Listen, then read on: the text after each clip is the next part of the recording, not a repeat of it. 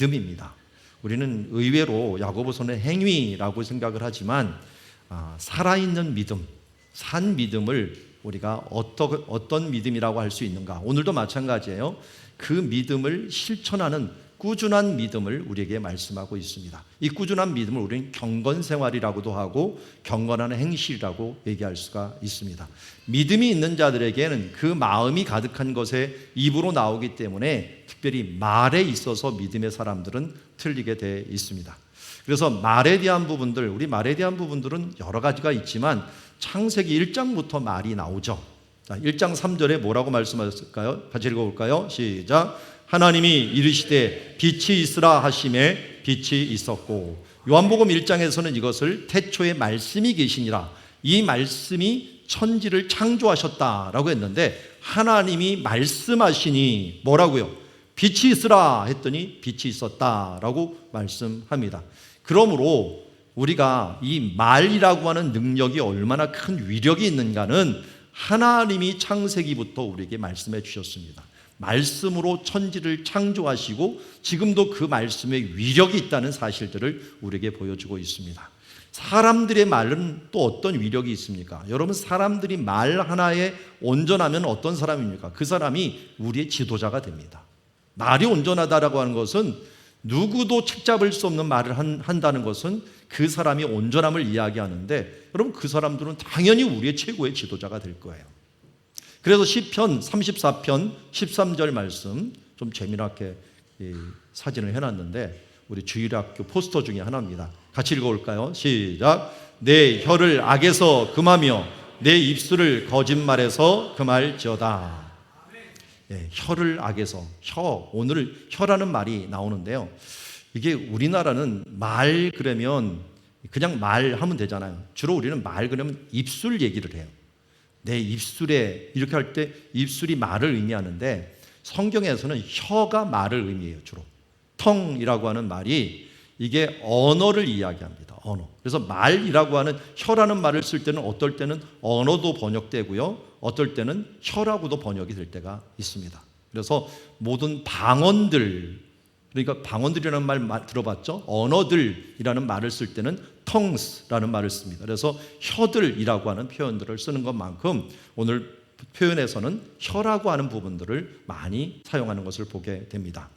자, 여기 1절 말씀 한번 읽어볼까요? 시작. 내 형제들아, 너희는 성생된 우리가 더 큰 심판을 받을 줄 알고 선생이 많이 되지 말라. 여기 선생이 많이 되지 말라라고 말하면서 2절에 보니까 말에 실수가 없는 자라는 걸 말하는 거 보니까 선생의 가장 큰 문제는 뭐냐면 이 말에 실수가 많을 수 있다는 것입니다. 그런데 여기에 보면 아주 재미난 표현이 있어요. 선생된 우리가 라고 합니다. 지금 여기 야고보도 나도 모르게 선생이 돼버린 거예요. 여러분, 선생, 한자로 쓰자면 좀 더 하지만 여기는 좀 가르치는 자라는 뜻인데요. 여러분, 다 선생입니까? 아닙니까? 그냥 한자로 보면 다 선생이죠. 누군가의 선생이잖아요. 선생이 한자로 뭡니까? 먼저 태어난 자입니까? 누군가보다 먼저 태어났잖아요. 여러분들이. 우리 모두 선생이 되어버렸어요. 그런데 가르치는 자가 되었느냐? 우리는 누군가를 가르치는 자가 모두 되어버렸어요. 되고 싶지 않아도 저도 왜 여기 와 있는지 몰라요. 저는 사람들 앞에 서는 게 제일 부끄러웠고 힘들었던 사람인데 하나님께서 이끌어 주셨고 우리 왔어요. 그런데 나도 모르게 부모가 돼요. 부모가 되면 또 가르쳐야 돼요. 나도 모르게 선배가 되고요, 나도 모르게 어른이 되고 기성세가 돼요. 그럼 나도 모르게 가르치는 자가 된다는 거예요. 우리가 여기 보니까 선생이 많이 되지 말라고 하지만 선생이 될 수밖에 없는 우리라고 하는 결정론적인 운명이 우리 가운데 있습니다. 그러니 우리는 선생이 될 수밖에 없으니 뭘 해야 됩니까? 여기 2절부터 하는 이 부분들을 잘 해야겠죠. 다 실수가 많으니 만일 말에 실수가 없는 자라면 곧 온전한 사람이다. 방금 말했듯이 정말 말에 실수만 없으면 퍼펙트한 사람이다. 퍼펙트한 사람. 그런 사람들은 여기 보면 온몸도 굴레 씌우리라. 이 굴레라는 말하고 조금 뒤에 나오는 이 재갈이라는 말이 있어요. 재갈이라는 말이 똑같은 말이에요. 단어가 똑같은 단어예요. 그러니까 내 온 몸도 제갈로 움직이는 것처럼 컨트롤할 것이다 라는 것이에요. 그만큼 말 한마디 잘하면 천냥빚도 받고, 말 한마디를 잘하면 저 사람을 국회로 하면서 우리가 이 최고의 지도자로 우리가 세우려고 이 모습을 보는 걸 보게 됩니다. 그런데 이 말의 결정적인 부분들은 어떻게 끝나냐면 12절에 우리가 이 4장까지 가야 되는데요. 입법자와 재판관은 오직 한 분이시니 능히 구원하기도 하시며 멸하시기도 하시니라 하면서 이 재판을 받을 수 있는 자리에 가서 결국 우리의 말한 대로 하나님 앞에 모두 재판을 받는다고 마태복음 12장에 우리 금요일 날 말씀에서 보기도 했습니다.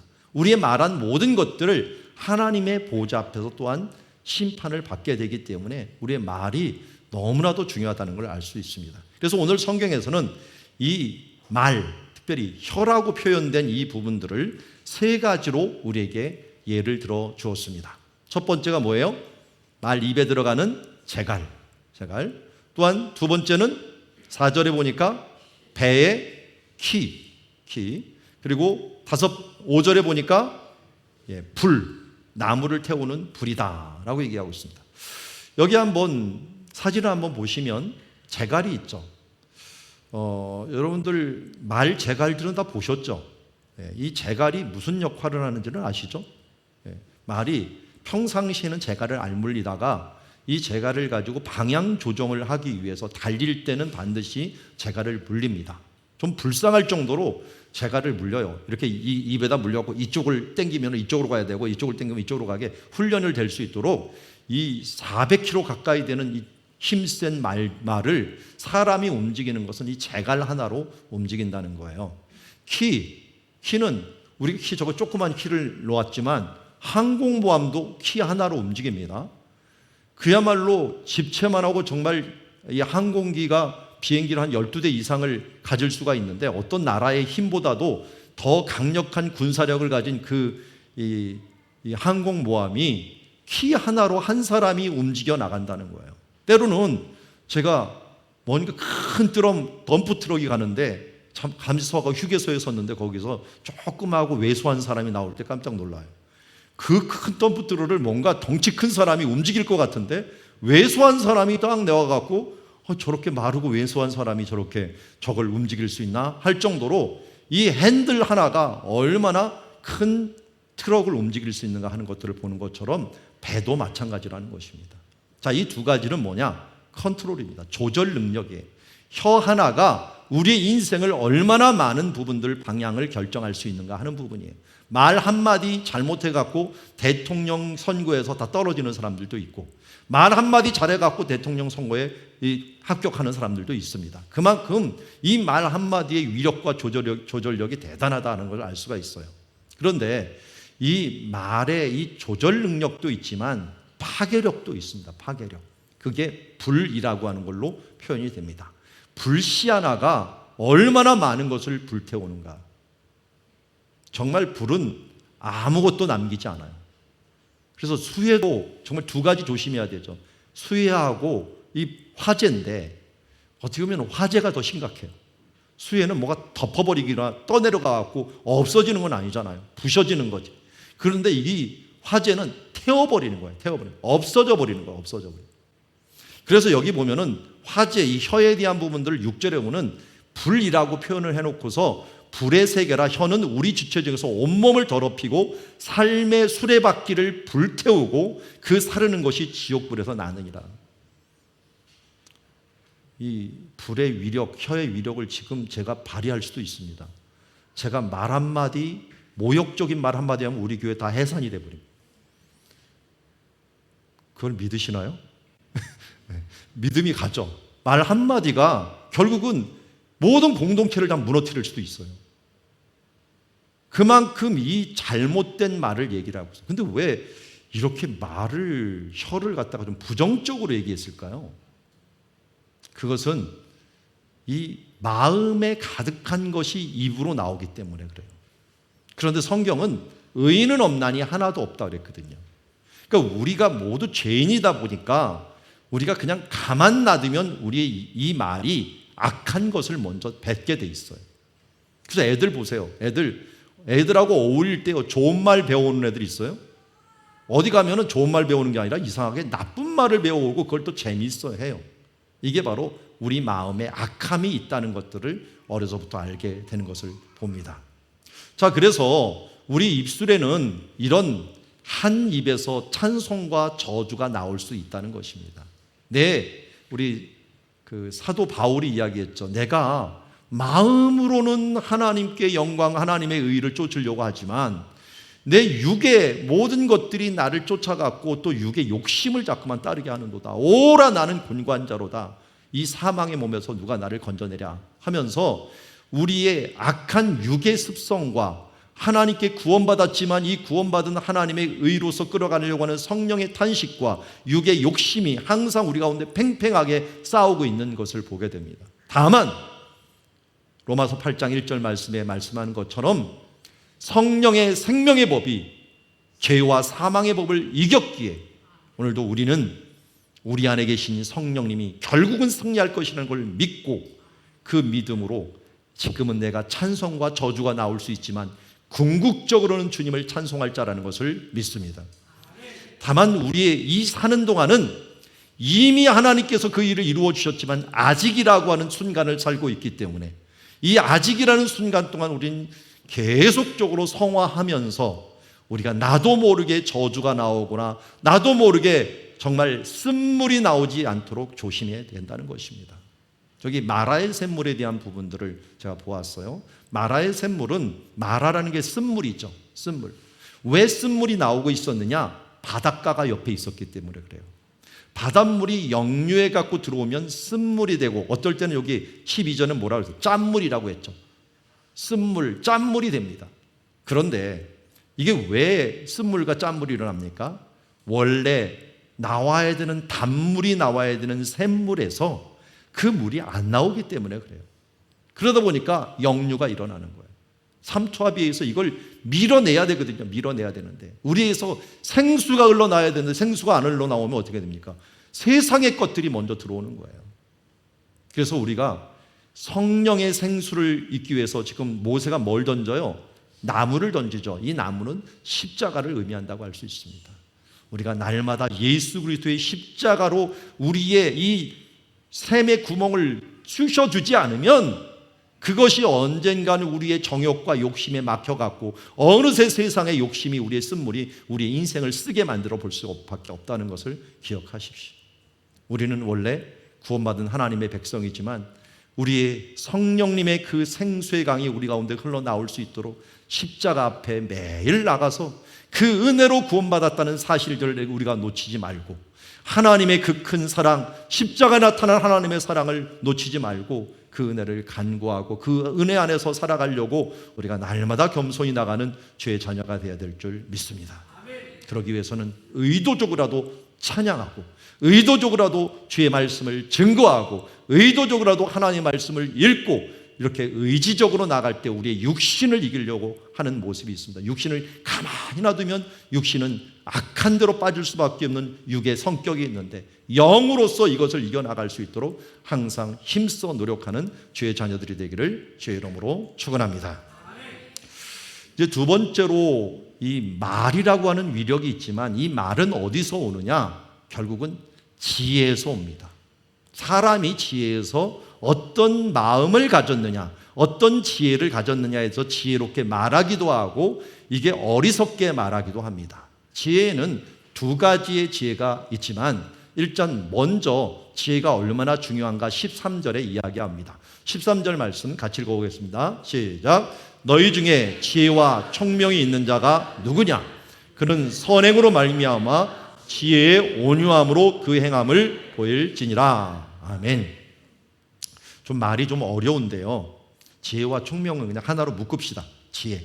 너희 중에 지혜 있는 자가 누구냐? 이렇게 하나로 묶어붙이고 일부러 제가 점을 찍어놨는데 선행과 행함은 같은 거예요. 그냥 선함과 행함. 선행, 행함 이것을 나타내는데 뭘로 나타나느냐? 지혜로부터 오는 온유함이라는 뜻이에요. 지혜의 온유함이기 때문에 결국은 온유함도 빼면 지혜입니다. 지혜. 이 지혜로부터 오는 행함, 지혜로부터는 행함이 내가 행하는 일들을 보면은 내가 정말 지혜로운 사람이냐 아니냐, 이 사람이 지혜를 가지고 일하느냐, 지혜를 갖고 선을 행하느냐 하는 것을 보면서 이 사람이 지혜롭게 행하느냐. 이게 행함은 어디서 나와요? 우리의 마음에서 나오잖아요. 그러니까 우리의 말도 행함도 뭡니까? 지혜에서 와야 된다는 거예요.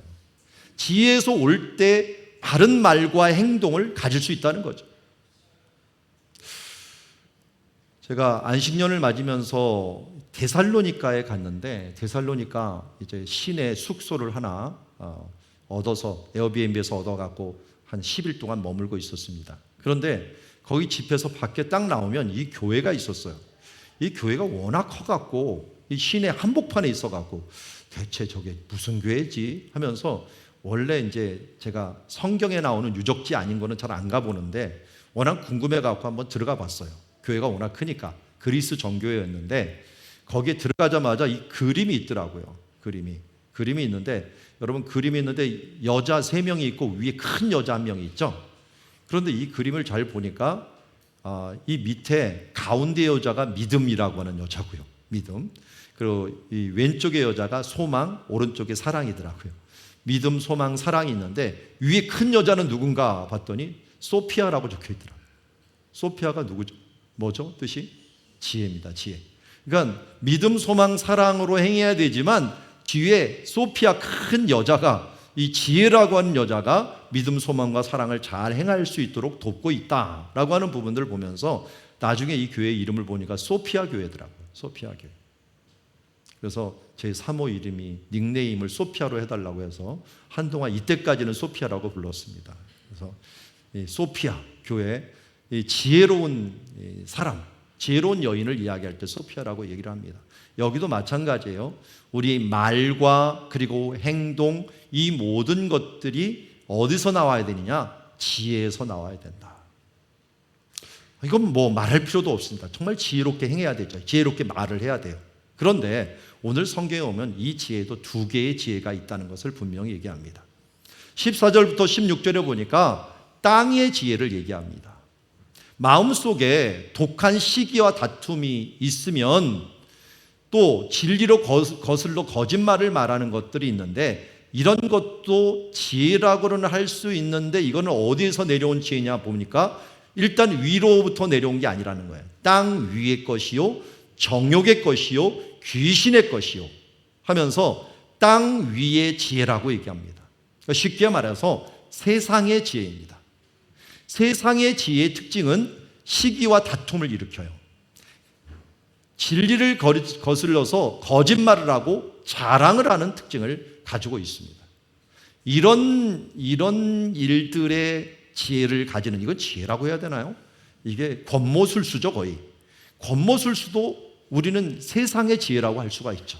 이런 지혜는 정욕의 것, 귀신의 것이라는 거예요.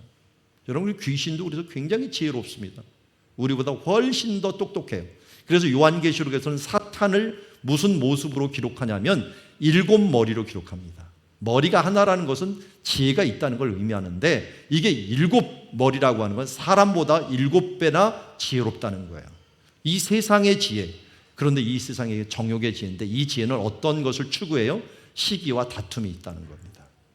그래서 마태복음 7장 20절에도 거짓 선지자를 얘기하면서 그들의 열매로 그들을 알리라 라고 했는데, 그들이 열매를 뭘 열린다고 16절에 나오고 있습니까? 혼란과 모든 악한 일이 있다라고 합니다. 뭔가 지혜롭게 행했는데 그것을 통해서 혼란과 악한 일들이 열리면은 이것은 세상의 지혜요, 정욕의 지혜요, 귀신의 지혜가 된다는 거예요. 그래서 12장 33절에서도 그 열매로 나무를 안다라고 하는 표현을 쓰고 있습니다. 반대로 하늘 지혜, 위로부터 난 지혜는 어떤 지혜입니까? 17절에 보니까 성결하고 화평하고 관용하고 양순하고, 이 양순이라는 말은 다른 게 아니고 이 순종하기를 잘한다는 거예요. 순종하기를 잘한다. 그리고 긍휼과 선한 열매가 가득하고 편견과 거짓이 없다라고 얘기합니다. 그래서 여기 보니까 위로난 지혜의 특징이 제일 많이 언급되는 게 18절에 보면 화평이라는 말이에요. 에이레나라고도 말하고 우리 히브리어로는 더 잘 알죠. 샬롬. 이 샬롬, 피스라고 하는 화평하게 하는 자들은 화평을 심어 의의 열매를 거둔다. 앞에는 선한 열매라고 했는데 그 선한 열매가 뭔가 봤더니 의의 열매라고 할 수가 있습니다. 의의 열매. 그래서 위로부터 난 열매들은 목적이 항상 뭐예요? 화평을 이루려고 하는 거예요. 일을 진행할 때, 말을 하려고 할 때도 어떻게 해요? 화평하려고 하고, 이게 악한 열매인 세상의 지혜는 어떤 지혜예요? 잘 보면 다툼과 시기에서 나오는 지혜예요. 그러다 보니까 오늘 성경 4장 1절에도 너희 중에 싸움이 어디로부터, 다툼이 어디로부터 나느냐? 너희 중에 싸우는 것이 결국은 세상의 지혜인데, 이 세상의 지혜 근원적으로 따라갔더니 바로 정욕이에요. 육신의 정욕, 안목의 정욕, 이생의 자랑. 요한일서 2장 16절에 나옵니다. 근데 이 정욕은 근원지가 어디예요? 에덴 동산에 사탄이 하와를 꼬셔갖고 이거를 먹는 날에는 하나님같이 될 거야 라고 하면서 마음에 일단 넘어가다 보니까, 정욕이 생기다 보니까 그가 먹음직도 하고 보암직도 하고 지혜롭게 할 만큼 탐스럽기도 한지라 선악과가 그렇게 보인 거예요. 먹음직은 뭐예요? 육신의 정욕. 이 보암직은 안목의 정욕. 지혜롭게 할 만큼 탐스럽게 한지라는 이게 뭡니까? 세상의 지혜죠. 이런 세상의 지혜, 이런 부분들을 가지고 사탄이 우리를 유혹을 하고 있어. 이 유혹에 넘어가지 않는 사람이 없어요. 정욕적인 부분들로 가다 보면 넘어가지 않는 사람이 없다는 거예요. 우리가 그렇게 유명하고 성경에 많이 나오는 이 다윗과 같은 경우도 이거 다 넘어갔어. 그래서 오늘 2절에 얘기합니다. 너희는 욕심을 내어도 얻지 못하고 살인하며 시기하여도 능히 취하지 못함으로 다투고 있구나. 세상의 지혜로 하다 보니까 다투고 있는 거예요. 자, 여기서 4장 2절 하반절부터 3절까지는 기도에 대해서 아주 그래서 좋은 교훈을 이야기하고 있습니다. 너희가 얻지 못함은 구하지 않기 때문이다. 이와 똑같은 말씀 뭐예요? 구하라, 그리하면 주실 것이요. 찾으라, 그리하면 열릴 것이요. 문을 두드리라, 그리하면 열릴 것이다 라고 말씀했는데, 우리 요 앞에 그 야고보서 1장에도 말씀하였죠. 너희가 누구든지 지혜가 부족하거든 후히 주시고 꾸짖지 않으시는 하나님께 구하라, 그리하면 주시리라 라고 하는 말씀을 하셨잖아요. 여기도 구하여야지 준다는 거예요. 그래서 때로는 구하는데도 안 주셔요. 왜 그런다고요? 정욕으로 쓰려고 잘못 구하기 때문이다. 하나님은 우리의 중심을 보십니다. 의도를 아셔요. 우리 법에서 이 재판할 때도 의도를 중요시 여기죠. 하나님은 정말 우리들의 마음을 꿰뚫고 계시는 분이기 때문에 네가 이 기도를 왜 하는지, 우리가 이 일들을 왜 하는지를 너무나도 잘 알고 있어요. 이 시간도 예배할 때도 뭡니까? 우리가 멍하니 예배하는지, 진심으로 예배하는지, 간절히 사모하며 예배하는지, 아니면 그냥 시간 때우듯이 예배하는지를 하나님은 우리의 중심을 보시고 계시다는 거예요. 저도 웬만큼은 볼 수 있지만 저는 그 하나님이 보시는 거에 10,000분의 1도 못 봅니다.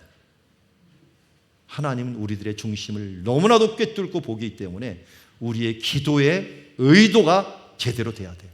그래야지 하나님께서 그것에 대한 응답을 주신다라고 얘기합니다. 오늘 말씀을, 오늘 세상의 지혜와 하늘 지혜를 제가 단어로 정리해 봤더니 이렇습니다. 세상의 지혜는 정욕에서 시작을 해요. 그래서 독한 시기, 다툼, 거짓말 이런 것들이 갖고 열매로 뭐가 와요? 혼란과 악한 일을 가져와요. 내가 뭔가 지혜롭게 행한다고 하는데 혼란과 악한 일이 오면은 이거는 세상 지혜로 행했기 때문에 그래요. 그런데 하늘 지혜, 십자가의 도는 때로는 어리석게 보여요.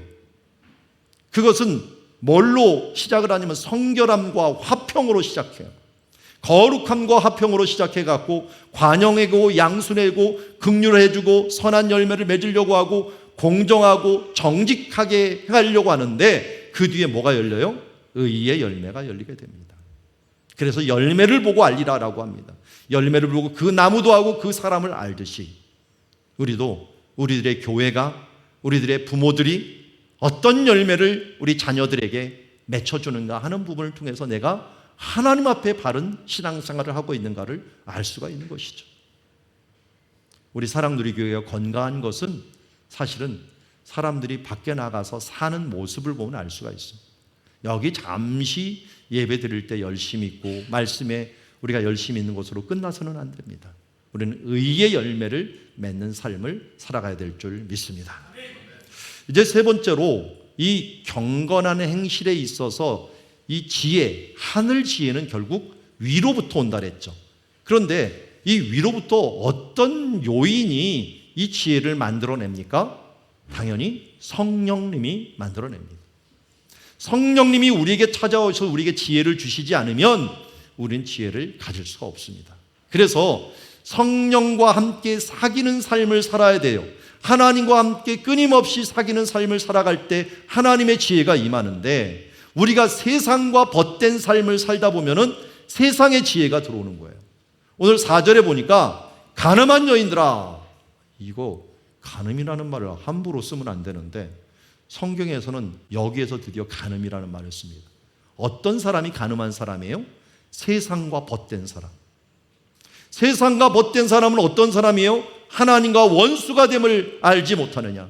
또 반복합니다. 누구든지 세상과 벗이 되고자 하는 자는 스스로 하나님과 원수되느니라. 오늘도 노장로님이 기도를 했지만 우리 믿음 생활에 가장 방해가 되는 것이 무엇인가? 기독교 연구소에서 많이 조사를 해봤어요. 교회에 가장 많이 빠지는 요소가 무엇인가? 뭘 것 같습니까, 여러분? 특별히 아이들이, 중고등부들이 이 교회에 가장 많이 빠지는 요인이 뭘 것 같습니까? 예.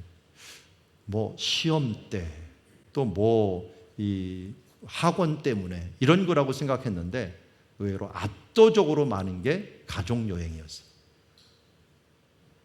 결국은 향락주의, 이 뭔가 즐기려고 하는 이 세상의 즐거움이 하나님과 원수된다라고 하는 것이 4절에서 말한 대로 우리의 삶들을 잘 살펴보면은 우리가 뭔가를 누리려고 할 때, 세상의 것을 누리려고 할 때 하나님과 원수되는 삶을 살아가기가 쉽다는 것입니다. 세상에 벗된 것이 하나님과 원수되고, 누구든지 세상이 벗이 되고자 하는 자는 스스로 하나님과 원수되는 것이다. 추석이 다가옵니다. 이젠 추석에 예배 못 드리고 하는 부분들이 아마도 이와도 관련이 더 많아지는 것 같아요. 예전에는 정말 가족들에게 가서 제사 문제 때문에 그런 것 같은데 요새는 이게 여행이라든지 아니면 이 세상의 것들을 즐기느라고 하나님과 벗된 것들을 놓칠 때가 있습니다. 5절에 보니까 너희는 하나님이 우리 속에 거하게 하신 성령이 시기하기까지 사모한다라는 말을 합니다. 이게 뜬금없이 나오는 말 같아요. 그런데 잘 보면은 위에 하나님과 원수, 세상의 벗 이렇게 나오다가요, 하나님이 우리 안에 거하게 하신 성령님이 있는데 그분이 누구예요? 하나님이죠. 그 하나님이 어떤 분이냐? 시기하기까지 사모한다. 이 말을 근원적으로 인용 성구를 찾아가 보니까 출애굽기 20장 5절이에요. 그게 뭔가 봤더니 그들에게 절하지 말라, 우상에게 절하지 말라, 세상과 벗하지 말라라는 거예요. 그리고 그들을 섬기지 말라. 왜냐하면 나 여호와 하나님, 나 하나님 여호와는 질투하는 하나님이시다. 여기 질투라는 게 시기하는 거죠. 하나님은 시기하는 하나님이에요. 우리가 세상과 벗대 갖고 하나님과 원수돼서 산을 때면 하나님은 시기하고 질투하시는 하나님이 되신다는 거예요. 아니 그렇지 않겠어요? 내 사랑하는 사람이 지금 다른 사람하고, 다른 여인, 다른 남자하고 놀아난다고 생각해 보세요. 뭐 그럴 수도 있지 뭐. 이렇게 생각하는 사람은 이게 정상입니까? 예. 바보일 뿐만 아니라 사랑이 없는 거예요. 이거는 우리를 정말 사랑한다면 내 부인이, 내 남편이 바람 피면은 열받아 갖고 막 질투에 불타야 되는 거 당연한 것 아닙니까? 이거 하나님이 우리를 자기 아들을 주시기까지 우리를 사랑해 주셨는데 우리가 세상과 벗대갖고 원수된 삶을 살아간다면 하나님이 가만히 계시면 이게 정상입니까? 하나님 좀 참아주세요. 아니 참아달라는 게 정상입니까? 하나님이 우리를 향하여 시기하고 질투하신다는 거예요. 그래서 성령님이 좀 점잖게 표현한 거예요. 성령님이 시기하고 탄식한다. 우리 로마서 8장에는 탄식한다. 우리가 죄 가운데 세상 가운데 벗된 삶을 사는 우리 가운데 탄식을 해오신다. 탄식. 아이고 좀 그만 좀 해라 하며 탄식하지만 실제적으로는 뭐예요? 시기하고 질투하는 거예요. 왜요? 하나님은 우리와 함께 동행하면서 6절에 보니까 우리에게 더 큰 은혜를 주시고 더 큰 은혜, 겸손한 자와 함께 은혜를 누리고자 하시는데 우리는 교만하여서 하나님을 대적하고 세상에 벗된 삶을 살려고 하는 것을 보게 됩니다. 축복이라는 게 무슨 뜻인가 하는 것 제가 일부러 웅덩이를 정해놨는데요. 이스라엘은 웅덩이가 중요하다 그랬죠. 웅덩이에 물이 담겨지면 그게 축복이라고 했어요. 웅덩이하고 축복이라는 단어가 똑같습니다. 그런데 어떤 웅덩이에 가장 물이 많이 담기겠어요? 어떤 웅덩이에 가장 큰 축복이 있겠습니까? 겸손한 자. 더 깊게 넓게 겸손한 사람, 그 사람들에게 하나님께서 은혜를 주십니다. 여기 더 큰 은혜를 주시기 위해서는 너희는 겸손하라 얘기합니다.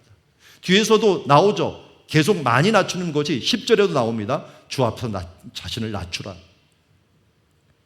복종하라부터 시작해서 낮추라는 거 하는 부분들은 다 하나님 앞에 결국 겸손하라는 것이에요. 여기 저는 이런 구절들을 제가 분석을 하다 보니까 본 적이 없어요. 7절부터 10절까지 명령어가 10번이나 나와요. 야고보가 이 부분에 있어서는 그렇게 순한 사람처럼 여겨지는 이 야고보가 여기부터는 명령을 이 따발총처럼 지금 우리에게 줍니다. 은혜를 받으라고 이런 삶을 살아서 하나님의 성령에 시기나고 질투난 삶들에서 내가 이제 하나님의 큰 은혜를 받는 삶으로 나가게 하기 위해서 우리에게 계속적으로 화살을 쏴갖고 우리 가운데 우리의 마음을 저는 변화시키려고 원하는 걸 봅니다. 하나님께 복종해라. 마귀를 대적해라. 하나님을 가까이 해라. 죄인들아 손을 깨끗이 하라. 두 마음을 품은 자들아 마음을 성결하게 하라. 여기도 9절에는 명령어가 4개나 나와요. 슬퍼하라. 애통하라. 울지어다. 너희 웃음과 애통을 너희 즐거움을 근심으로 바꿀지어다. 그래서 회개하면서 주님 앞에 자신을 낮추라. 왜 이렇게 하라는 겁니까? 하나님의 그러면 은혜가 임하고 그 은혜가 임하면서 그리하면 주께서 너를 높이시리라. 우리가 더 많이 주님 앞에 내려놓으면 내려놓을수록 우리가 주님 앞에 더 엎드릴수록 하나님은 우리를 높여주시는 줄 믿습니다. 그분의 능력이, 그분의 권능이 우리의 10,000,000배가 더 되시기 때문에 우리가 주님께 맡기면 그분이 책임지시고 하나님께서 우리의 모든 것을 이루어 주실 줄 믿습니다. 특별히 여러분 자녀 문제들 더욱더 주님 앞에 내려놓으십시오. 내 마음대로 하려고 하지 마시고 주의 뜻을 구하시고 주의 뜻대로 행하여 주시기 바랍니다.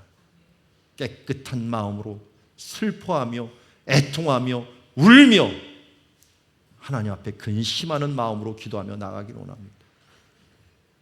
우리 기독교 역사상 어머니의 눈물의 기도가 실패한 적이 없습니다. 자녀들을 신앙을 위해서 여러분 울어 주십시오. 최악에 있었던 어거스틴 같은 사람도 정말 어머니의 기도가 아니었다면 그는 이상한 사이비 종교의 교주가 되어 있었을 것입니다. 그런데 그의 회고록에 보면 그 어머니의 기도가 결국은 자신을 움직였다라고 말씀하고 있습니다. 우리 부모들의 기도가 이러한 이 열심을 다하여서 하나님을 향한 투쟁하고 또 순종하며 나가려고 하는 이런 모습들을 통하여 따라 나갈 때 하나님께서 나를 변화시키고 우리의 다음 세대를 변화시켜 주실 줄 믿습니다. 갈라디아서 5장 16절이 이것을 요약하는 것 같아요. 같이 한번 읽어볼까요? 5장 16절 시작. 너희는 성령을 따라 행하라. 그리하면 육체 욕심을 이루지 아니하리라. 네. 세상의 지혜, 이건 정욕입니다. 욕심입니다. 이걸 이길 인간이 별로 없어요. 그런데 우리 가운데 이길 수 있는 길이 열렸는데 성령님이 우리를 찾아오셨어요. 그래서 우리는 성령을 따라 행하면 육체의 욕심을 이길 수 있다는 사실들을 성경은 말씀하고 있습니다. 우리 가운데 있는 나사렛 예수의 이름으로 우리가 정욕이 일어나고 욕심이 일어나고 이런 일들이 나를 팽팽하게 나를 잡아당길 때 나사렛 예수 이름으로 그것을 끊어버리고 하나님의 나라를 향하여 달려가는 주의 자녀들이 되기를 원합니다. 마지막으로 우리가 잊지 말아야 될 한 가지 사실을 또 한 번 강조합니다. 형제들아 서로 비방하지 말라. 말 조심합시다. 왜냐하면 하나님이 판단하십니다. 마지막 날에 반드시 판단하고 그 한 분이신 하나님이 능히 구원하시기도 하고 멸하시기도 하는 부분이 우리들의 말들을 가지고 판단하신다는 사실을 가지고 또 한 번 우리가 경성하고 깨어있는 주의 자녀들이 되기를 원합니다. 말씀을 정리합니다. 그리스도의 경건한 행실은 말의 능력에 있어야 됩니다. 그런데 이 말의 능력은 그냥 오는 것이 아니라 지혜의 능력에서 옵니다. 하늘로 오는 지혜의 능력이 있어야 됩니다. 그런데 하늘로 오는 지혜의 능력은 어디서 있어야 됩니까? 성령의 능력이 있어야 됩니다. 이 성령의 능력은 주님과 함께 사귀는 삶을 살아야 될 줄 믿습니다. 오늘 그림이 흐리게 되어 있지만 이사야가 하나님의 큰 영광을 보고 어찌할 줄을 몰랐습니다. 그럴 때 내가 이 부정한 존재로서 하나님의 영광을 보는구나. 하나님의 놀라운 일들을 내가 도저히 해낼 수 없는 부족한 존재요 더러운 존재라는 걸 깨달았을 때 하나님께서 제단 숯불을 가지고 그 입술을 지지면서 그에 됐을 때 주여 내가 여기 있사오니 나를 써주시옵소서, 나를 보내주시옵소서라고 그가 고백했던 모습을 보게 됩니다. 여러분, 오늘 말씀 키워드는 말씀의 능력, 하늘의 지혜의 능력이요 또한 성령의 능력입니다. 입의 말은 정말 최고의 능력이 있고 이 말의 능력을 가지고 우리 세상을 변화시키는 생명의 말을 하는 주님의 자녀가 되어야 될 줄 믿습니다. 추수의 계절이 되었습니다. 정말 주변 지역들을 보면은 벌써 누러지고 있는 모습들, 또 열매들이 맺혀져 있고 이제 얼마 있으면 추석이 가까우고 있습니다. 이런 시기에 추수의 때를 놓친다라고 하는 것들은 한 해 농사를 망친다는 것을 의미합니다. 심을 때도 중요하지만 정말 거둘 때가 굉장히 중요합니다. 우리 교회적으로도 이제 여름까지 열심히 여러분들을 띄워오고 행사를 해왔습니다. 그런데 어느 때보다도 지금 이 시간이 우리가 추수를 해야 될 시간입니다.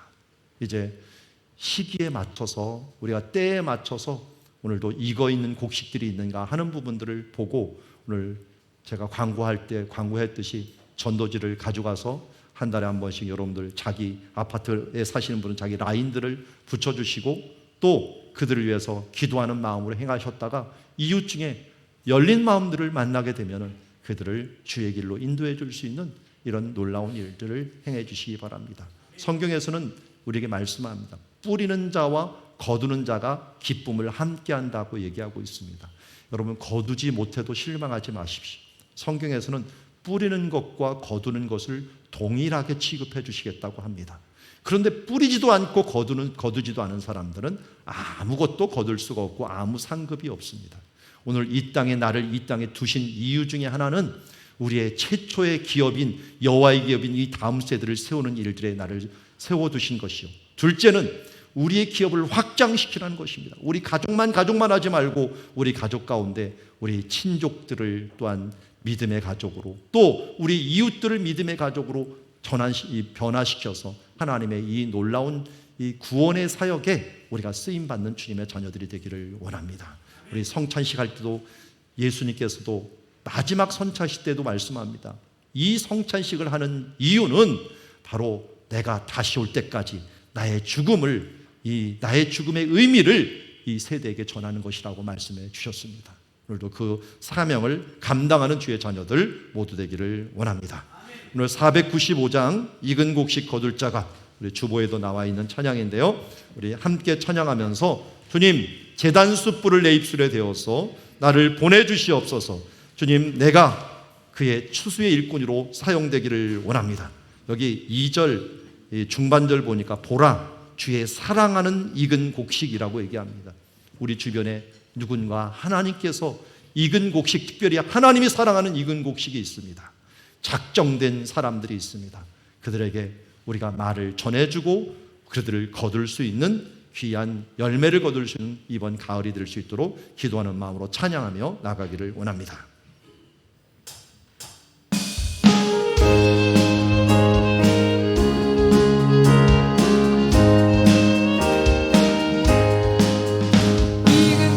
거둘 자가 없는 이때에 누가 가서 거둘까?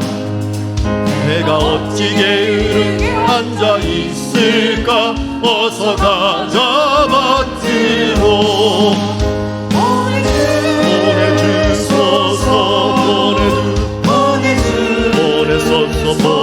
보내주소서. 제가 숯불 내 입술에 대니 어찌 주저할까? 주야 나를 보내주소서.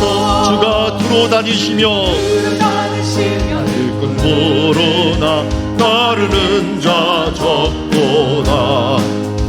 보라 주의 사랑하는 익은 곡식을 어서 거두러 가자.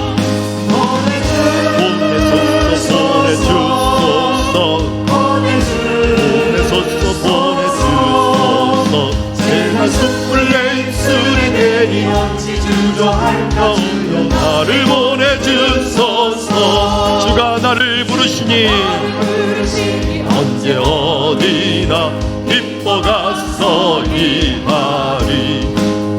주가 명령 내리실 때 능력 받아서 기뻐 거두리로다. 보내주소서.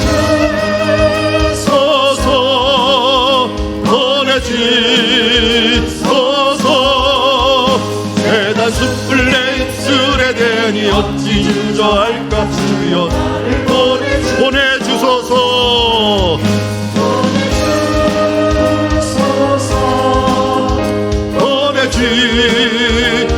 보내주소서. 세단 숯불 내 입술에 대니 어찌 주저할까? 주여 나를 보내주소서. 아멘. 여러분, 최근 사회에서 많이 이슈가 되는 것이 그 사람이 그것을 경고했느냐 안 했느냐를 가지고 책임 소재를 얼마나 많이 따지는지 모릅니다. 성경 에스겔서 3장에도 파수꾼이 만약 적이 오는 것을 보고서 나팔을 불고 경고를 했음에도 피하지 않으면 그 피하지 않은 사람의 책임이지만, 그러나 파수꾼이 보고도 나팔을 불지 않고 그가 외치지 않으면 그 생명의 피를 파수꾼에게서 찾는다라고 말씀합니다. 오늘 우리는 생명의 복음을 가진 자들입니다. 우리가 우리 주변에 있는 이웃에게 복음을 전하지 않고 그냥 끝나고 그들이 지옥을 간다면 그들의 생명에 그 피에 대한 보복이 우리에게 올 것입니다. 그러나 우리가 전한다면, 전하지 않고 그들이 듣지 않는다면 그들의 책임이 될 것입니다. 우리 이 시간 우리 주변에 얼마나 오랫동안 말씀을 전하지 못했고 전도하지 못했습니까? 우리 다른 곳은 모르지만 우리 이웃에 대해서는 전도지를 붙이고 그들을 위해서 기도하고 그들에게서 복음을 외치는 일들을 우리가 해나가야 될 줄 믿습니다. 우리 교회적으로 준비해 놓은 전도지를 가지고 또 전도 물품을 가지고 여러분 우리 주변부터 전도하고 우리 주변부터 복음을 전하여서 예수 그리스도, 살아계신 예수 그리스도 그분만이 유일한 구원자요 영원한 생명을 얻는 구원자라는 사실들을 우리가 전하면서 나아가는 파수꾼이 되기를 원합니다. 오늘 이것을 위해서 함께 기도합시다. 우리 이사야처럼 주님, 우리 입술에 제단 숯불을 대시고 우리 마음에 성령의 충만함을 주시어서 우리에게 지혜의 영을 더하여 주시옵시고 하늘의 지혜의 영을 가지고 말로, 삶으로 주님 하나님의 선지자의 사역을 감당하게 하여 주시옵소서. 우리를 보내주시옵소서 하는 마음으로 이 시간 합심하여 함께 기도하며 나가도록 하겠습니다. 기도하시겠습니다. 하나님 아버지, 오늘도 주님 앞에 기도합니다. 오늘도 여기 있는 우리 찬양처럼 주님 우리를 보내주시옵소서. 보내주시옵소서. 제단 숯불 내 입술에 대니 주님 누가 주저하겠습니까? 하나님, 이 일들에 대하여 우리가 하나님께 나아가기를 원하오니 주여 우리의 모든 심령들이 예수 그리스도 안에서 하나님의 그 믿음의 병사가 되고 군사가 되고 파수꾼이 되어서 일들 감당할 수 있도록 아버지 도우시고 인도하여 주시옵소서. 익은 곡식들이 우리 가운데 있습니다. 주님, 이제 주님께서 사랑하는 익은 곡식들이 기다리고 있습니다. 주가 명령을 내리셨으니 성령의 능력 받아서 기쁨으로 추수하는 우리들 되게 하여 주시옵시고, 제단 숯불을 우리의 입술에 대사 거룩하고 화평한 마음과 화평한 입술을 가지고 하나님의 놀라운 일들을 이뤄내는 주님이 자녀들 되게 하여 주시옵소서. 주님, 성령의 권능을 우리에게 주사 능력 있는 말씀을 우리에게 심어주사 주여 나부터 변화되어 우리의 가족부터 변화되어 하나님의 자녀된 심령으로 이 일들을 감당하며 나아올 수 있는 주의 자녀들 될 수 있도록 은혜 베풀어 주시옵소서. 하나님 아버지, 주님의 사랑하는 익은 곡식들이 우리 주변에 있음에도 불구하고 다 익은 곡식, 새들도 알고 짐승들도 아는데 어찌 우리들이 관심이 없어 그들을 놓칠 수 있겠습니까? 주님, 오늘도 우리의 영안을 열어 주시옵소서. 그리하여 주께서 구원하기로 예비된 자들을 볼 수 있도록 하여 주시옵시고, 우리가 두드리고 또한 찾아가 그들의 마음을 열어 주의 길로 인도하는 주의 자녀들 되게 하여 주시옵소서. 내게 누군가 복음을 전하였듯이 나도 사랑의 빚진 자, 복음의 빚진 자 되어서 누군가에게 복음을 전하는 주의 자녀들 되게 하여 주시옵소서. 예수님의 이름으로 기도드리옵나이다. 아멘.